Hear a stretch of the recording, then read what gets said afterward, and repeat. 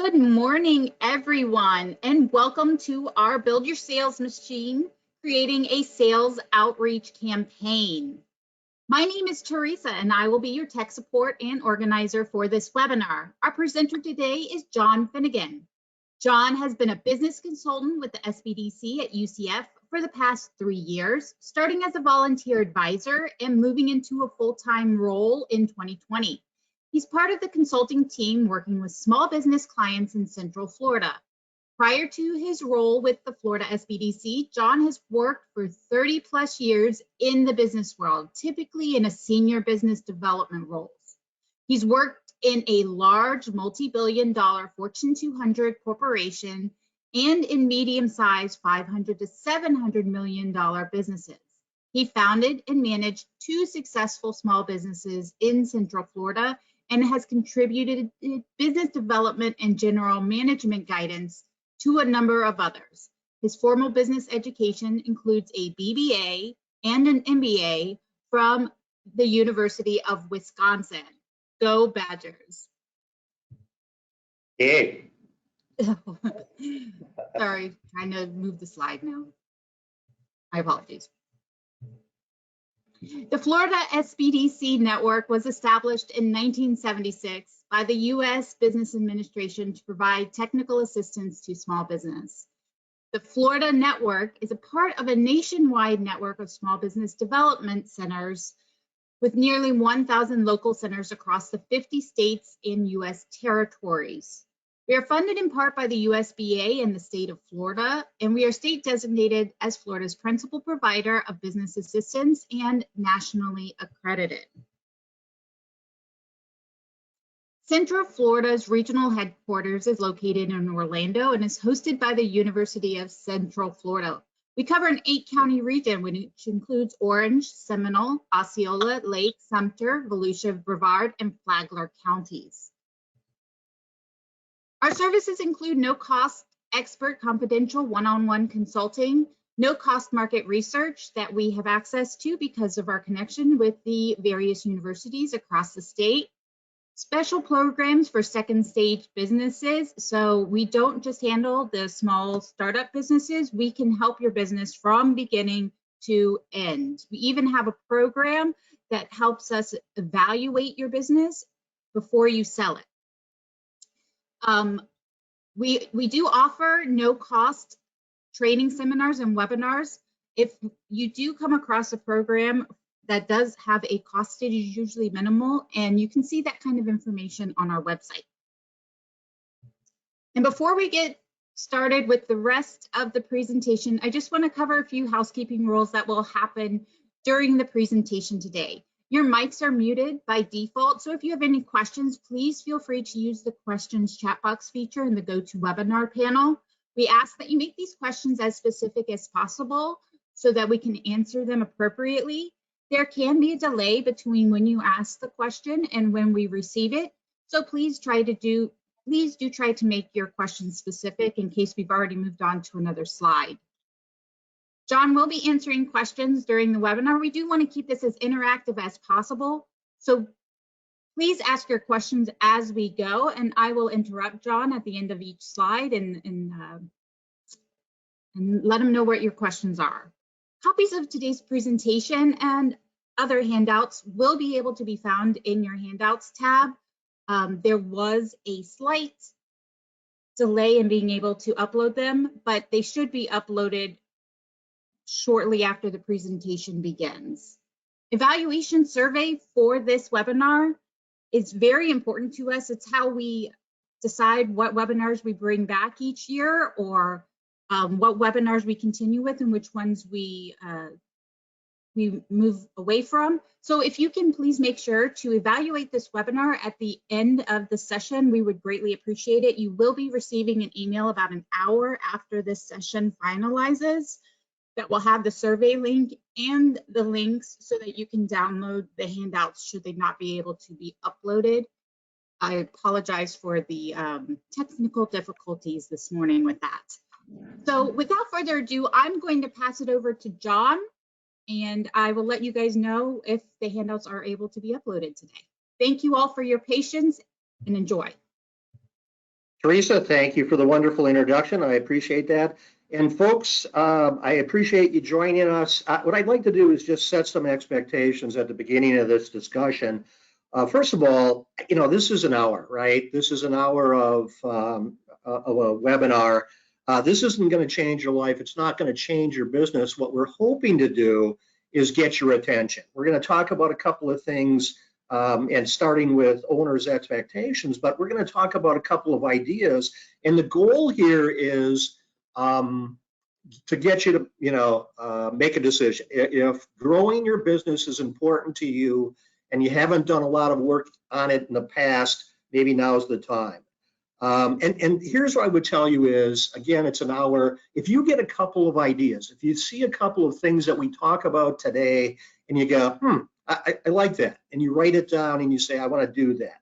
If you get a couple of ideas from this hour of your investment, I think that's a win. The second thing is we're talking about sales outreach. How do you grow? How do you grow your business? How do you reach out, attract more accounts, clients, customers, that kind of thing? And it's not complicated. It's not quantum physics. It's not artificial intelligence. It isn't complicated, but it's not easy. It takes work. It takes activity. It takes a commitment. It takes time. So it's not complicated, but by no means is it easy. This is kind of a real basic training approach to creating a sales outreach. It's kind of, sales outreach 101. And the approach is primarily, this presentation is primarily focused on business to business, B2B. Now, some of the same approaches, some of the same concepts and processes can be used in B2C, but obviously, as you see, as we go through this presentation, you'll see it's primarily B2B. Last thing in terms of kind of an introduction and expectation, you heard Teresa when she introduced me, she said that I worked for, very large corporations. I worked for one global, multi-billion dollar corporation at a senior level in business development, a couple of kind of mid-size, almost billion-dollar corporations. The reason I bring that up is, us as small business owners or small business executives, we look at the big corporations and we say, we can't do that. We can't behave that way. And I would say that's not entirely true. Now, granted, I get you have finite resources. You have finite number of people. You have a finite budget. I completely get that. But what I'm going to say is you can do some of the same approach, use some of the same approaches, some of the same plans that they do, and be every bit as successful based on the size of your business. Now, you see the key question there as a business owner, are you satisfied with the growth trend of your company? So here's what I would tell you is if you look back over the last couple years of your business, and if you look at it as a business owner, a business executive, and you go, yeah, we're doing pretty good. I'm kind of pleased with what we're doing. Great. If what you've done in the past, what you're doing now is working for you, great, good for you. Keep going. Because typically, if you do this, you take the same approach, you do the same things, same activities, you're going to get the same result. Typically, if you're on this presentation, creating a sales outreach campaign, my suspicion is you aren't happy with the growth trend of your company. So if you've been growing by 5%, 8%, something like that, if you want to grow faster than that, you're simply not pleased, you're not happy with your growth, then this is why we're having this conversation.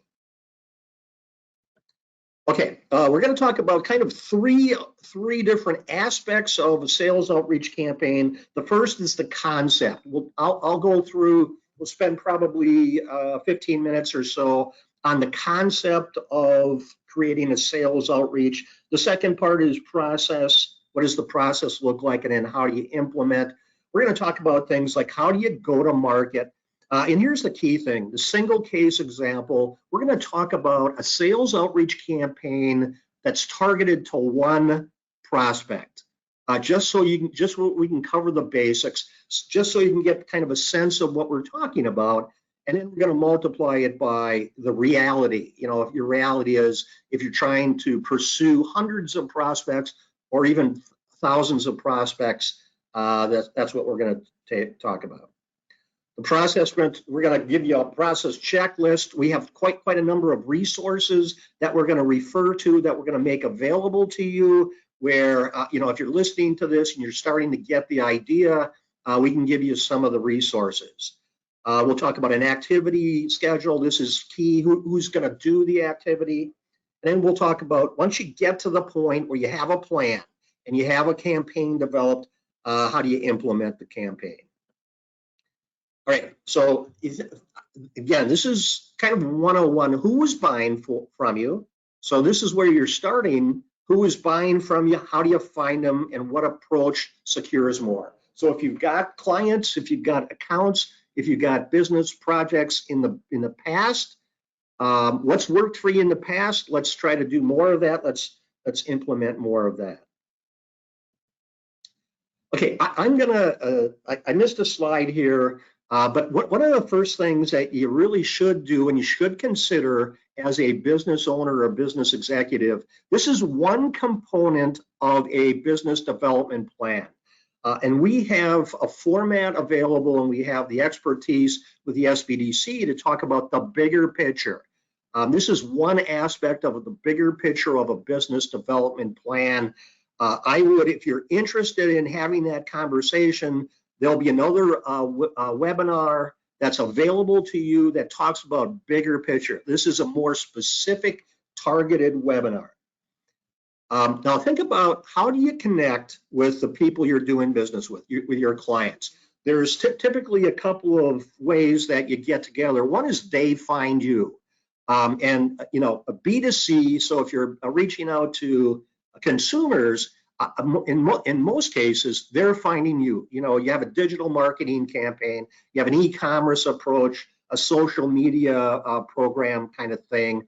That's not what we're talking about here. That's not what we're going to address. We do have experts in those fields. So if you want to be able to expand what you're doing online, your digital marketing e-commerce approach, if you want to expand, reach out to the SBDC.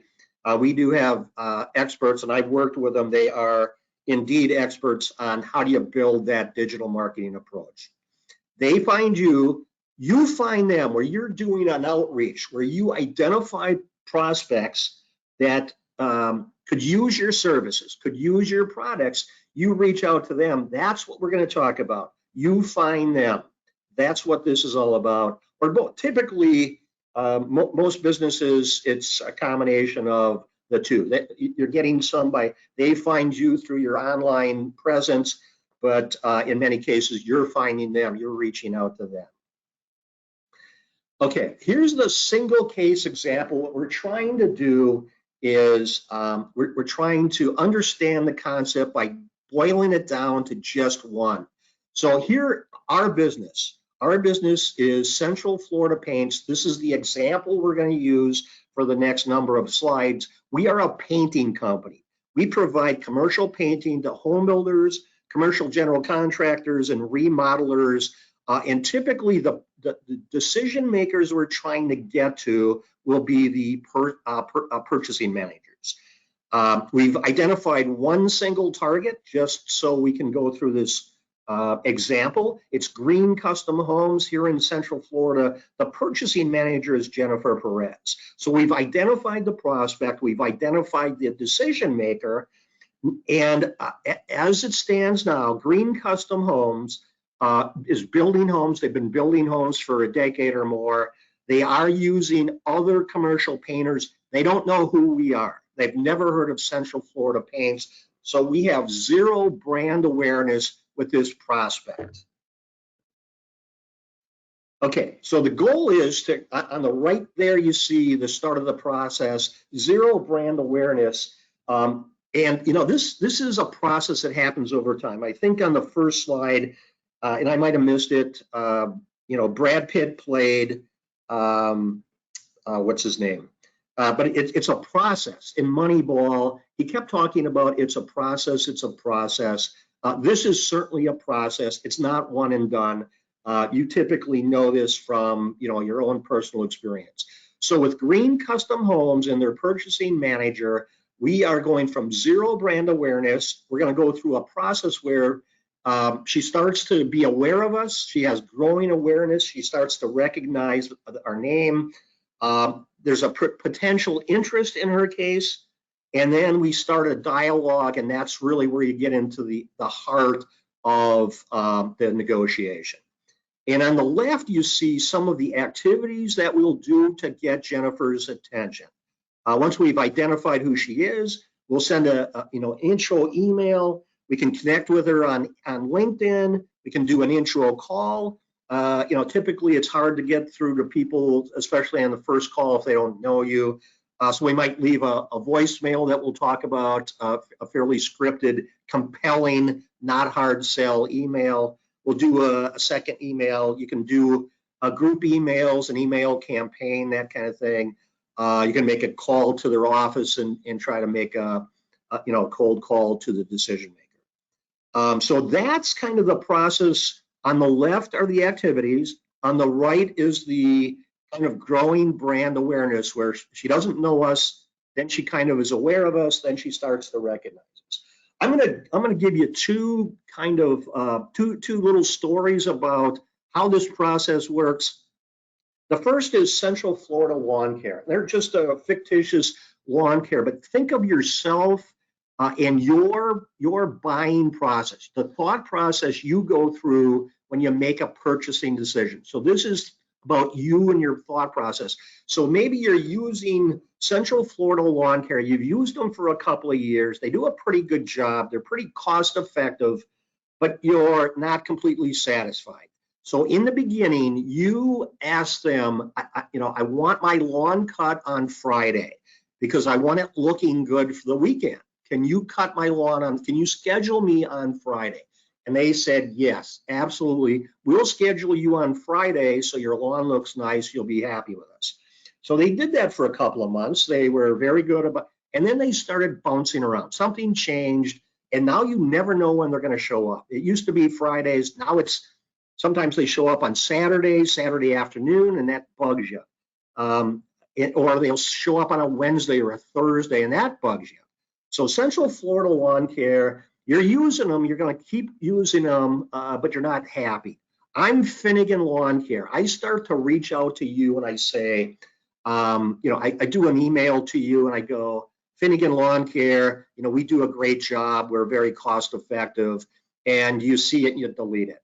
The second, maybe I send you a text or I send a direct mail or something like that, and I talk about the quality and our inspection program. We go and we make sure we do a good job, and that doesn't catch your attention either.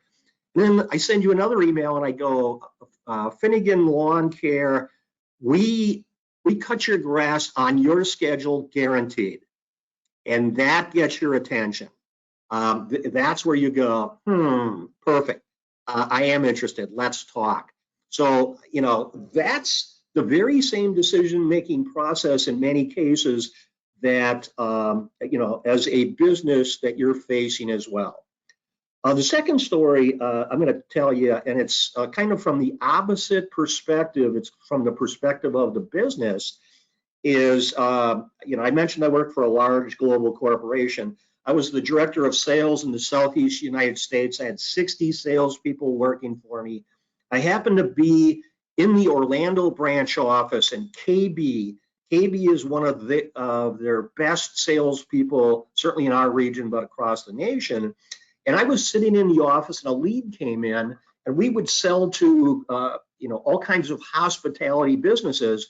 But a lead came in to us that a large resort hotel had a new general manager.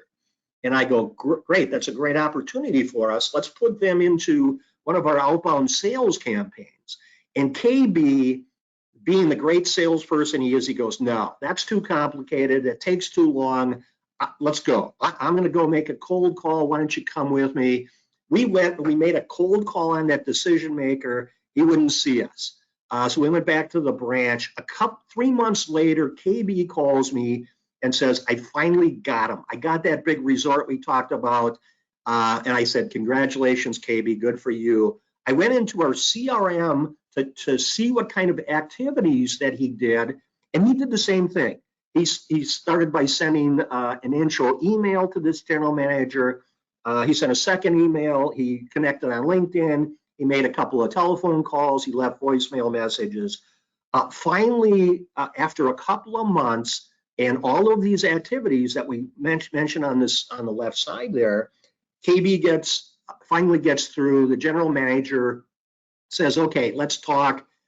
He went in, they negotiate, we gave him a proposal, we negotiated, and 3 months later we got it. So my point is, this rarely is sales one and done. It's a function of a process.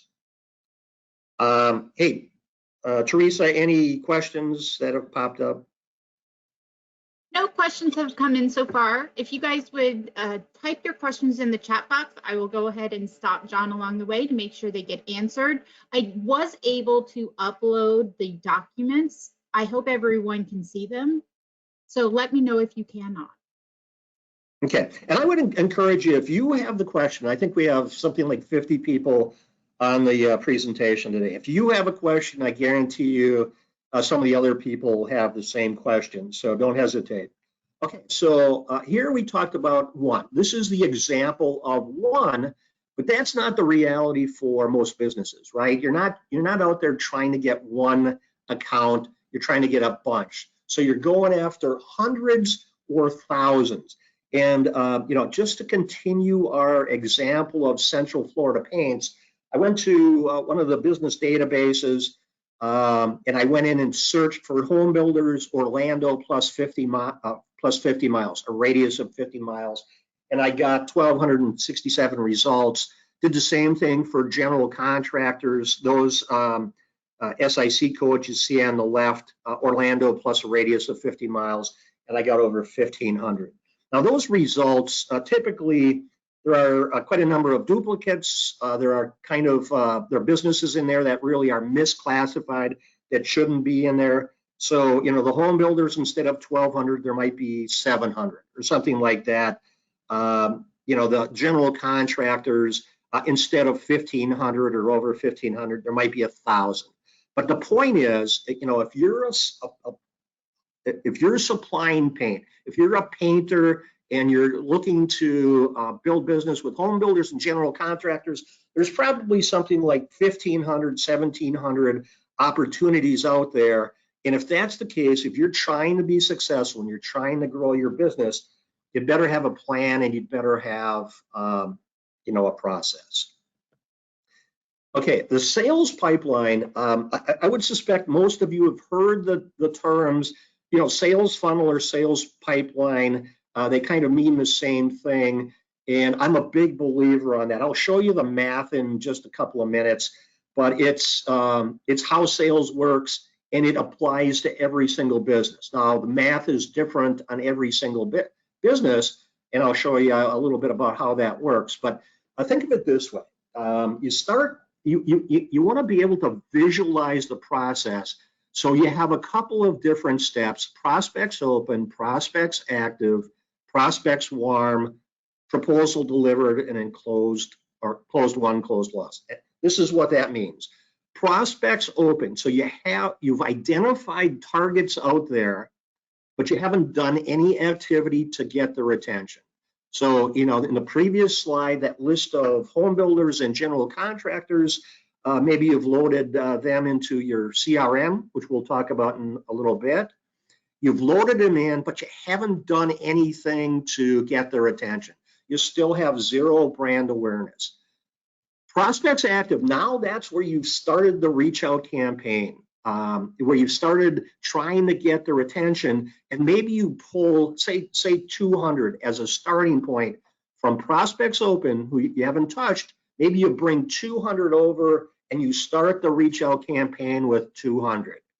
And now those are prospects active. So when you look in your database and you see there's a prospect in there and it shows prospect open, you know exactly the status of that prospect. You haven't touched them. They don't know who you are. You haven't done any activity. If you look in your database and you see prospects active, you know that you've started the reach out campaign. You've started to try to contact them. Now, here's the cool part, is prospects warm. Once you receive a response, so you reach out to quite a number of prospects, and then over the course of time, you're going to get their attention little by little. So one reaches back, and you send an email, and they send a response. Yeah, we do use your service. We do use your product. We are interested in talking to you about it. Let's schedule a meeting. Okay, once they reach back to you, now they're a warm lead. You probably hear them called warm leads, warm prospects, or something like that. So that's when it gets interesting. That's when it gets fun, because now the conversion rates start to go up, and I'll show you conversion rates in a minute. Then once you start the conversation, typically a step in there, the next step is they ask, yeah, I'm interested. Why don't you give me a proposal? Let me take a look at it. You get them a proposal, and then you either win it or you'll lose it. So that's kind of the overview of the sales pipeline. I'm going to show you a little bit about how the math works here. This is kind of the math. So just kind of to keep it simple, prospects open, again, that means we haven't touched them. We've moved 200 of them over to prospects active. We're starting to do the reach out to those 200. The conversion rate, in other words, how many respond back to you, how many turn into warm leads, that conversion rate in almost every business is pretty low. You see, I've got 5% in there. So 5% of the 200 we reach out to over a period of time, 5% will reach back and say, let's have a conversation. So 10 of them get moved to prospects warm. Now you're having a dialogue with them. You're talking to them about becoming one of their vendors. Now the conversion rate goes up substantially, because once you start, once they've shown interest, once they've made the commitment to have a conversation with you, now the conversion rates go up, because now you can get in front of them. Now you can make your pitch. Now you can show your value. Now you can show what differentiates you from the others, and your conversion rate goes up substantially. You get them a proposal, and typically the conversion rates, once you get them a proposal, the conversion rates are typically pretty high. I put 50% down there. Typically it's even higher than that, because once they make the commitment to get a proposal from you, they're fairly far along in the decision process, and the conversion rates go up. Why are we talking about this? I'll show you on the next slide here. Here's the sales pipe. Here's what it looks like. Here's the math of it. And I'm not trying to overcomplicate this. This is a math equation, but what it does is, if you understand your conversion rates, it gives you a better idea how many prospects you need at the front of the process. How many prospects do you want to bring into your plan, into your process, and you want to reach out. And you'll see the sales pipeline analysis tool. That's a resource we have available.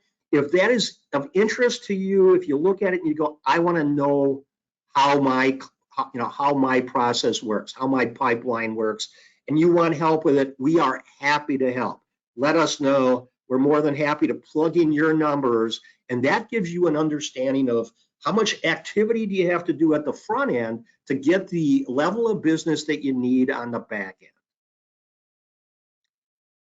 Okay. Oops. All right. This is kind of the end of the process. This is a process checklist. I'm not going to go through it in too much detail. We're going to talk about it in a general sense. And we have this available for you. It helps guide you through the process of getting this set up, getting an outreach campaign set up. But you see at the beginning, it's executive team commitment. This isn't something that you can do haphazardly. I mean, if you're committed as a business owner, as a business executive, if you're committed to growing the business, you got to be committed to this process. You can't kind of do it for, a couple of weeks or a month and then stop it. That's not the way it works. So this is the process checklist. It's available to you from us, and we are happy to take you through it. All right, now we're getting into the exact process. So if you think about it, you've identified prospects. How do you get their attention? You do an intro telephone call. In many cases, you might get to a gatekeeper. So it's an office manager or a receptionist or somebody. You have to be able to get past the gatekeeper. We can talk about that. But you have to have, you can't call them up without, I call it a script. That's not really accurate. You don't want to sound like you're reading off of a page. That's not what you're trying to do, but you want to be able to have a strategy for that telephone call.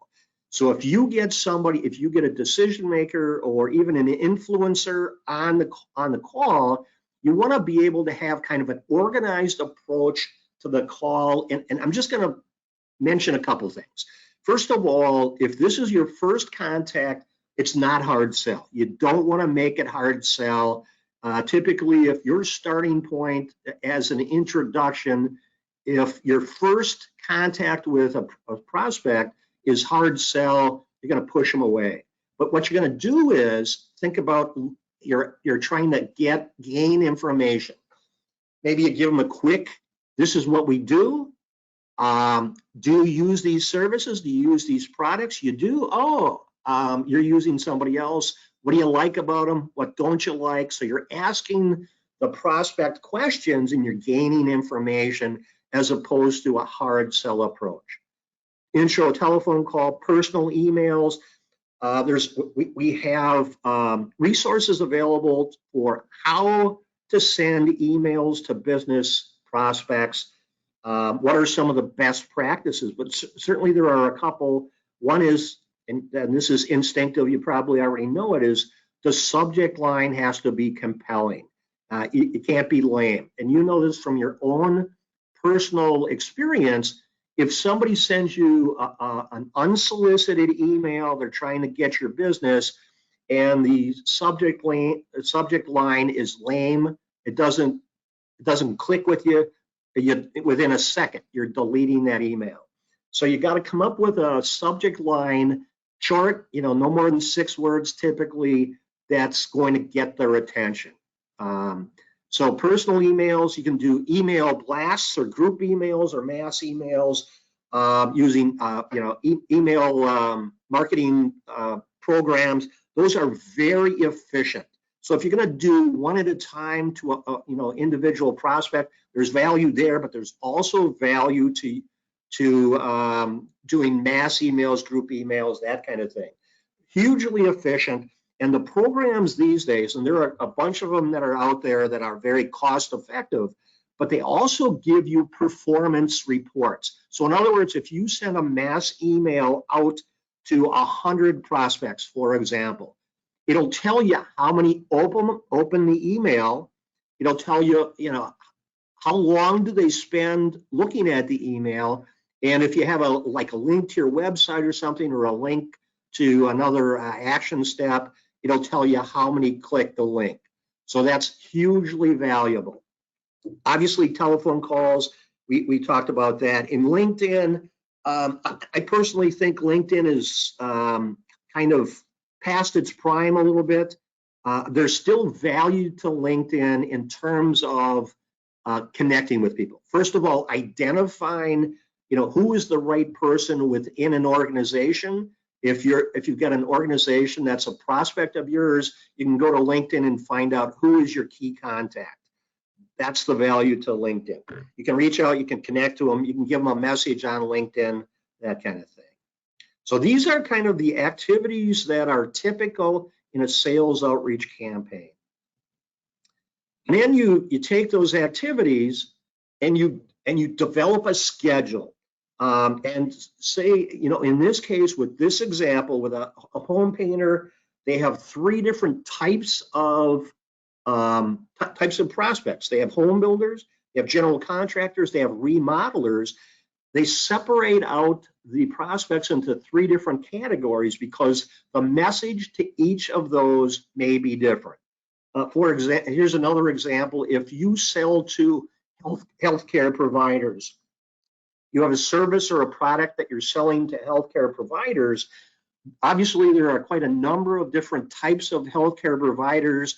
There are general practitioners, there's surgeons and surgery centers, there are therapy centers and that kind of thing. So if you're selling to healthcare, very likely your message to each one of the types of healthcare is going to be a little different. So you're going to want to separate them into different categories so you can make sure that the message to each one of those types, make sure that the message is important to them. It's critical to them. All right, Teresa, no questions. Okay, either I'm doing a great job of explaining or it's complete mumbo jumbo. One of the two. There is one question, but I have to open up a link for it, so I don't really know how to ask it to you yet. Okay, well, we'll get to it when we get to it. Okay, the process, who does the activity? This is critical. You think of you, if you're a small business, you have finite resources, you have finite people. In many cases, the small businesses I work with, the owner is the key person. The owner does a lot of the work. They do they do the business. They also do the growth. In some cases, there's somebody that helps, but and maybe it's a customer service person who, and I don't mean this negatively, but they dabble in business growth activities, that kind of thing. So very rarely on the right, you see a business development team. Very rarely for the small businesses I'm working with is there. Even having one sales professional that is responsible for growth full-time, that's fairly rare. So usually it's people within the business that they're doing multiple tasks. Here's what I'm going to tell you. If that's the case for your business, you got to make a commitment. If you're the owner and you're trying to grow the business and you're doing the activity, commit to X number of hours a week. I get you have, finite hours in the week, but commit to it. And maybe even if it's 5 hours a week, say, I'm going to spend 5 hours a week. I'm going to commit to that to do sales outreach activities, to do activities and follow a process, follow a plan that's going to help me get new business. I'm going to spend 5 hours. Okay, commit to that and do it. And the second thing is, so you commit to the hours, I would also commit to a schedule. So, say if you're going to do 5 hours, maybe you do Tuesday afternoons, you're going to spend a couple of hours doing, committed to doing sales activities. And then maybe Thursday morning. So Tuesday afternoon and Thursday morning are the 2 times of the week that you're going to commit to doing these activities. And here's why I recommend a schedule is because if it's Tuesday afternoon, you should be doing sales activities, you're doing something else. You're making a delivery or, you're at a project and you're not doing it. Then in your head, you should be doing sales outreach and you're not. So, make the commitment and then commit to a schedule. That's the best path forward. And then the last thing about, who's doing the activities, set some expectations, set some KPIs. If you're going to make, calls and emails, how many, how, in a week, even if it's, I want to make 20 calls in a week on new prospects. I want to send out, 20 emails or whatever those numbers are. Set some expectations, set some performance standards, and then monitor those so you can understand how are you doing relative to what you expect. And if you get, so if you say, I'm going to do 40 activities, emails and calls a week, and you're a month into it and you haven't done that, you kind of keep track of the activities, and instead of 160 activities at the end of a month, you've done 30 or 40 or something like that. Then something's amiss. You're having some struggles. Okay, so here in many cases, small businesses, the owner or maybe somebody that like I mentioned before, they're doing the sales outreach. they can't justify. They're not big enough to afford a full-time sales professional because it's a salary. It's typically maybe some commission, maybe a bonus program, maybe some benefits and that kind of thing, and that costs a lot of money for a small business. So you're not in a position yet to justify bringing on a full-time person to do that. There is an incremental step. There are firms out there that actually do those activities, and we have lists of, just a small list of firms that we've worked with in the past that do some of this outsourced sales activity. So they do the front end of the sales pipeline. They take prospects open, they do the calls, they do the emails. You give them a script, you give them email content and that kind of thing. They do the grunt work. They do the activity at the beginning, and very typically it's maybe $1,500 a month, maybe $2,000 a month, or something like that. But what you're doing is you're getting activity that maybe you're struggling to do. You go to an outsourced sales. The people we've worked with in the past are very professional. They do this for a living.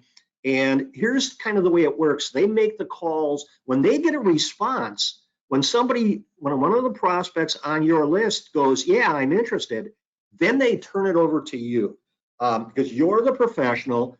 You're the closer, you're the expert. You're going to take those warm leads and you're going to talk to the prospects and you're going to close the business. They don't do that. So, and my point here is, if you're struggling to try to do the activity yourself, or you have somebody that's responsible for business development and they're struggling to get the time, this is an incremental step. It doesn't cost as much as a full-time employee, but it gets you more activity and it gets you more results. Okay, now the list. You've got the list on the right. You identify the decision makers.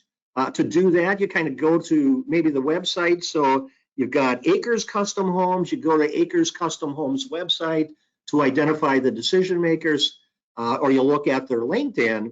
And one additional comment I'm going to make is decision makers are good to get to, but there's also other people within the business who might be influencers. They may not make the final decision, but they may help you if you can get in and you can get somebody else's attention and they're an influencer and you make your case to them, they might take you to the decision maker. So it gives you a little bit more latitude to get their attention. Okay,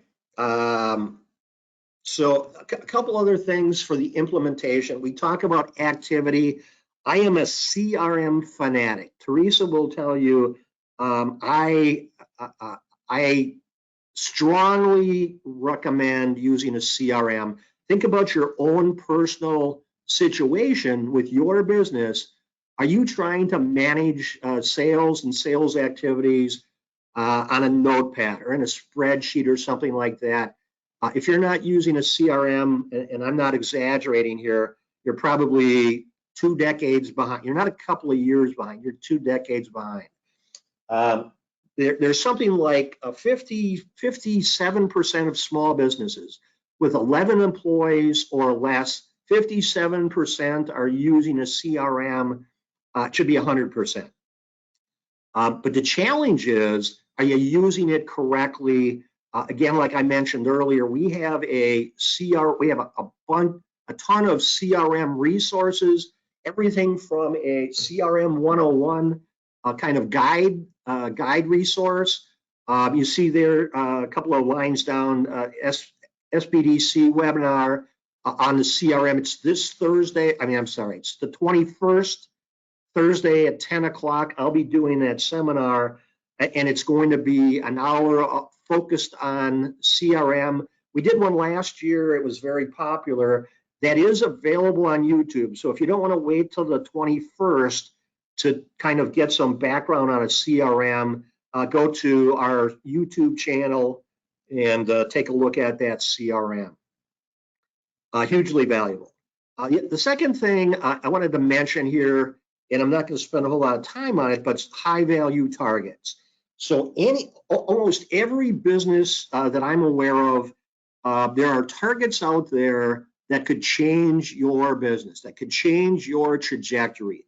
If you secured, for example, if you sold to hospitality and you were able to secure Disney, and obviously that's the extreme example, but so there are certain targets out there that if you got them, it could double your business or more than double your business. Okay, let's go through. First of all, you identify them and you treat them differently because they behave differently.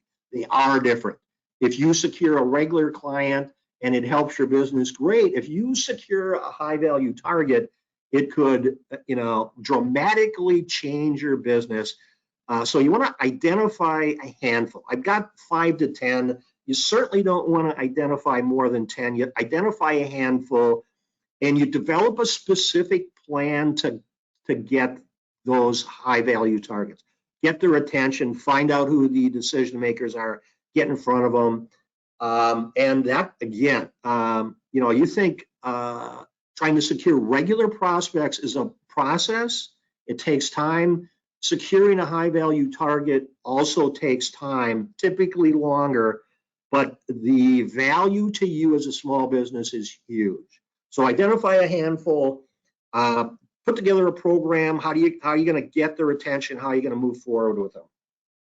And again, the SBDC at UCF, we have resources for high value targets as well. We do have a couple of questions. Yeah. The first is how can I access to targeted business list? Yep, that's a great question. And you ask the right people. The SBDC we have access to business databases that are hugely comprehensive. So what we can do, you go to any SBDC business consultant, every one of us can run a business list. So you tell us what types of business, what geographic area. So for example, if you've got a service business and your geographic area is Orlando plus 30 miles or something like that, we can do a radius. We'll run the business report based on what you tell us. We can even look at sizes of business. So if you're focusing on, medical businesses, but small, up to maybe $10 million a year, we can put that factor in there as well. So we can target the list based on what's your target prospects. So if you want the business list, come to us, ask your consultant to run the list. Hopefully that answers the question. Okay, now we're getting close to the end. And so how do you proceed? It's a process. So the first thing is identify ideas. We talk about the process. Every approach is a little different. Every business is a little different. So use your resources. Don't try to come up with a plan yourself. I mean, if you're a genius, good. But typically you're going to want to get as many opinions as you can, get feedback from your internals, your team, your family, friends, maybe business associates. And you see friendlies up there. This is what I mean by friendlies. In the example we were using, if you're a paint supplier and you're selling to home builders, and there's a home builder you've been working with for a number of years, and you've got a pretty good relationship with that owner's a friendly. He's supporting your business. He or she's been doing business with you. Go to them and ask them the question, what's important for you? What did you look for? Why did you pick us? What do you like about us? What got your attention? If you were looking for somebody else to replace us, what would you look for? So you're going to your friendlies and you're getting their feedback from their perspective. Hugely valuable. So you take all the ideas, you put the plan together, you look at the different initiatives that you might be able to do. You select and prioritize. And here's what the prioritize is important because, in small businesses, again, I'm going to mention limited resources. You can't, I'd rather have you bring on 1 or 2 initiatives that you can devote your time to, that you can, devote time to, devote maybe some resources to, and be successful on 1 or 2 or 3, as opposed to bringing 10 new initiatives. You can't give any one of them enough resources and you end up failing. I wouldn't want you to do that. So you look at your ideas, pick the couple that maybe are the fastest path to new business, and then move forward and implement.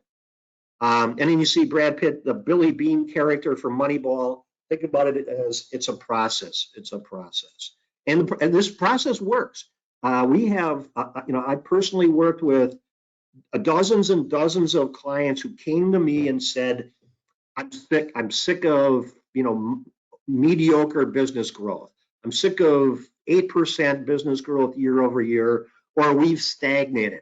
We were, in the first couple of years of our business, we were growing great.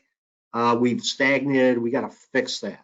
So we've been pulled in. Our business consultants, me and others, get pulled in, and we can help. The approach works.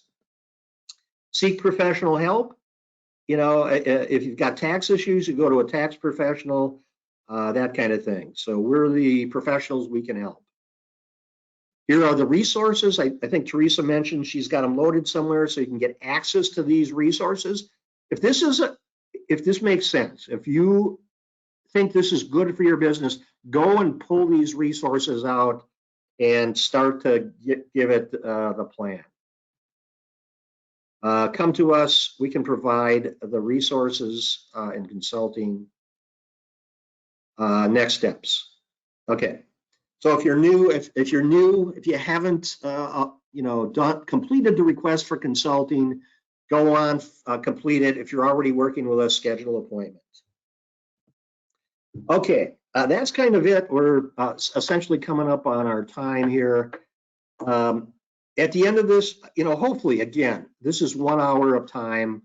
Hopefully you got, a couple ideas that you heard and you got, I like that. I want to do that. If you're ready to get involved in the process, give us a call and we'll do that. Teresa, anything else? Any other? We do have one more question right now.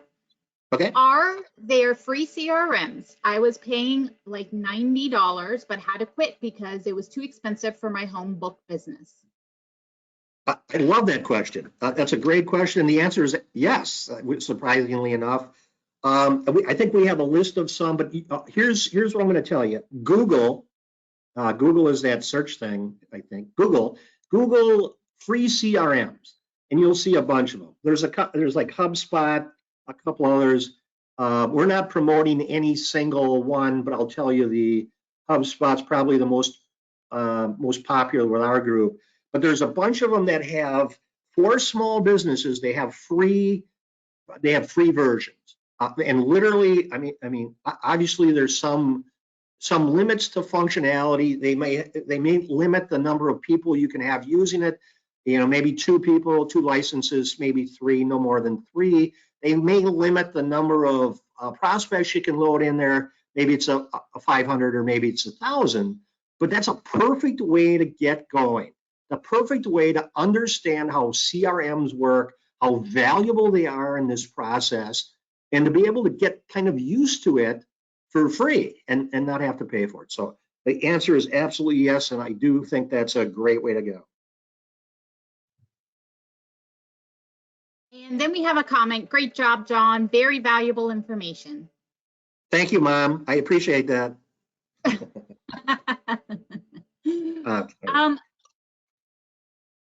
We do have 6 more minutes left. If you guys have any questions, please feel free to add them to the chat box and I will relay them to John. But in the meantime, before we go, I do want to remind you that we do take our evaluations very seriously, and they do help us determine what kind of seminars to put on. So if you can be on the lookout for the evaluation about an hour after this, you will receive it by email, the email that you used to sign up for the webinar today. Yeah, I would reinforce that. I think that if you liked it, great, great. If you didn't like it, or if there's something we missed or something we should change, let us know that. We had finite time here. We have an hour. So, this wasn't comprehensive. It wasn't intended to be comprehensive. But Right, exactly. let us know what you think. Well, I think that's all the questions we have for today. You all have the handouts, and I will also add them to the evaluation survey email as links for you to download them from that. They will be links, they won't be actual attachments. It just helps the emails get to you sooner if the email isn't so large. Very good. Thanks everybody for joining us. Oh, go ahead. We do have one last question, and I think it's pretty easy to answer. Are there online consultations? I work as a full-time teacher. Yeah, we actually are still doing a lot of our consults via Zoom, typically Zoom. And here's what I would tell you just briefly is going from phone to Zoom is more productive. It's a lot more productive because you can see body language, you can see face. I will tell you that the in-person consults that I've done are another step more productive. If you can do in-person, do in-person, but Zoom, absolutely. And me personally, I set up meetings after hours. I've got a number of clients that are like you. They're trying to start a new business, and they're working a full-time job, and they're not available till after 5. I don't think all the consultants do that, but I certainly do. So if that's kind of your open schedule is after 5 o'clock, and you want somebody that can help you with that, let me know. I'm happy to help. All right. That is all the questions we have. Thank you so much, John. Thank you everyone for being here today. And I think that's it. I'm going to go ahead and log everyone off. Again, if you haven't downloaded the handouts yet, they will also be in that evaluation email. Please make sure to download them from there. They are in that service for a very short period of time, about 60 days. And then that will be the timeline you can do it. But please answer the evaluation within 3 business days. We would greatly appreciate it. Thank you, everyone. Have a wonderful day.